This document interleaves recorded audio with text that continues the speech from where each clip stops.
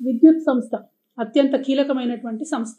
ఆ విద్యుత్ సంస్థలో కూడా మీరు మొత్తం ఆంధ్రోలనే నింపిరు.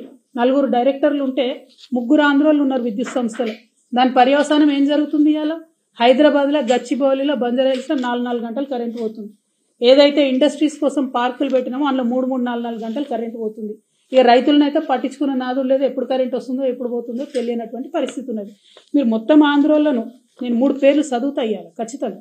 4 ఎస్పీడిఎస్సిలో మీరు డైరెక్టర్లు పెట్టుకుంటే అందులో నందకుమార్ అంటే ఆయన, నరసింహులు గారు అంటే ఆయన, సుధా మాధురి అనేటటువంటి మేడము, వీళ్ళందరినీ కూడా మీరు డైరెక్టర్లు వేసుకున్నారు.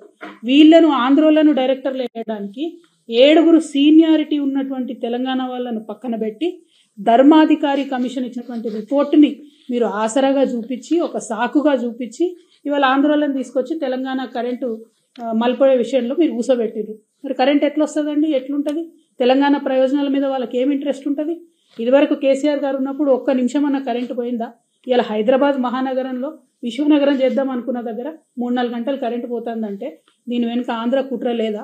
మీలో ఉన్నటువంటి పచ్చ రక్తం మీ చేత ఈ పని చేపిస్తలేదా అనేటటువంటి అంశాన్ని గౌరవ ముఖ్యమంత్రి గారిని నేను ఇవాళ సూటిగా ప్రశ్నిస్తా ఉన్నాను.